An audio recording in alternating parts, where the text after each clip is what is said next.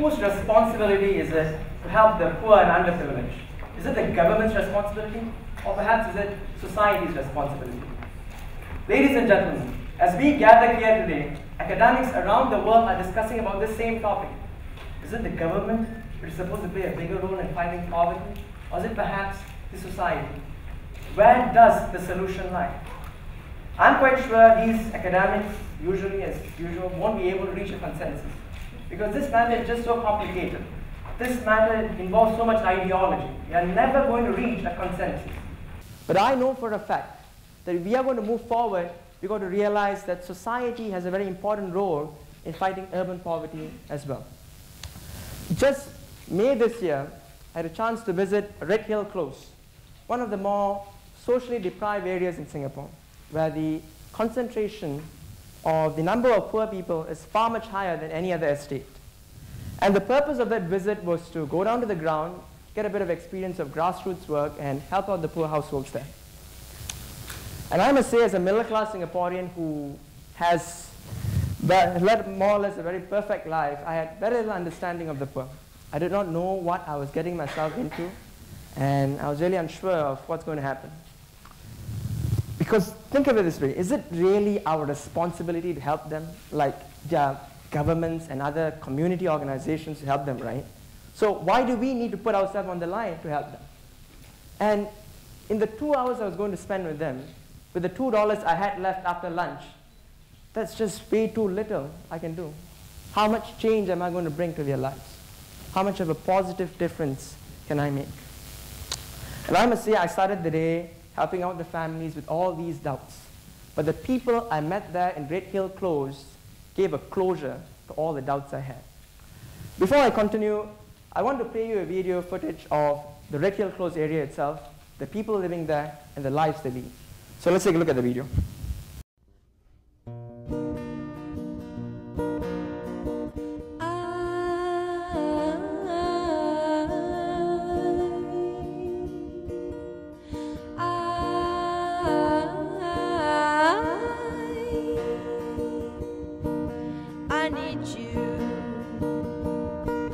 To show me that things are opening.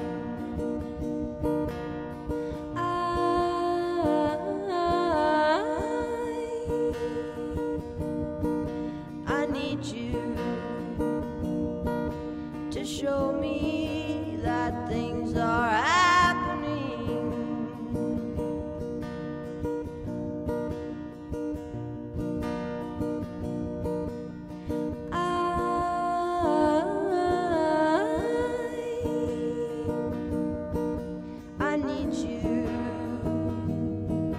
That bad, babe, that I need you for everything.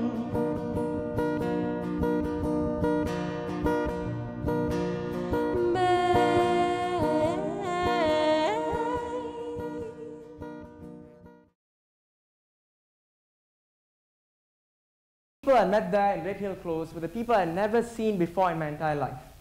They were Singapore citizens as well, and as a citizen of this country, I had absolutely no understanding of them prior to the visit.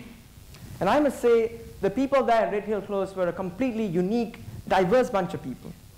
At times, you'll see the old, lonely men and women living there in the same one-room flats, and at the same time, they are the young, big families of 5 and 6 squeezed into one room as well. And at the same time, there were people who were disabled and found it difficult to make ends meet in life. And at the same time, there were normal men and women who were able-bodied just as us, had normal incomes, but because of the addictions and vices they had partaken, life was just as a hardship as any other person in Red Hill Close. And as I met this diverse bunch of people, the realization set on me that if there is anybody out there who can truly put an end to urban poverty, it's normal men and women like you and me. You see, poverty is such a complicated matter. Poverty is a sort of matter where you can never ever generalize and lump into a single problem and expect a single policy change or one social organization out there to create a better outcome.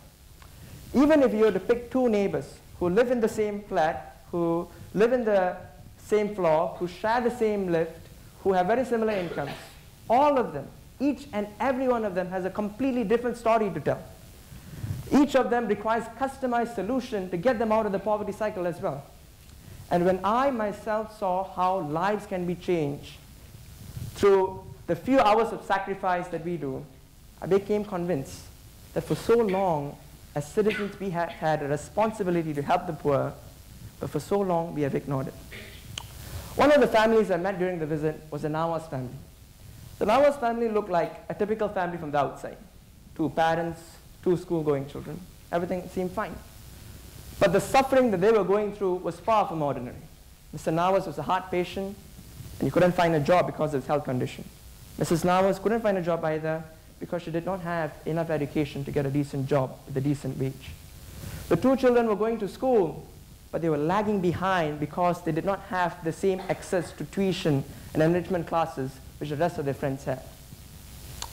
And my friend Aslam Shah was tasked to help this family.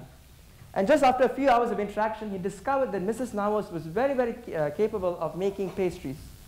So he told Mrs. Nawaz to make a set of pastries, and he brought it over to the nearby food court. And the people there in the food court were absolutely pleased with the quality of the pastries and promised to sell Mrs. Nawaz pastries from there on.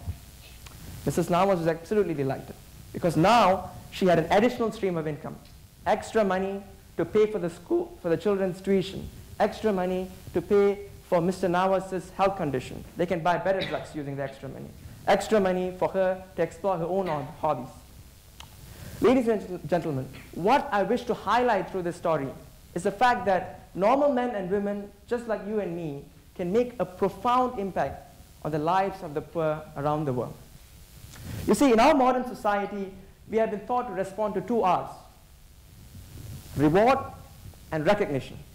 But let us also recognize that there is a 3rd R, responsibility.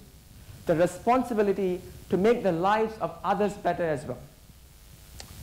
And I know for a fact that the blame game will always continue. You know, different parties will always try to shove away the blame to the other party. The government would say it's the society's role in combating urban poverty. The society would blame the government. But I know for a fact that if we are to move to the next level and destroy plight of people like Mr. Nawaz and bring light to their lives, I know that we as individuals have to realize that we too play an important role in fighting urban poverty.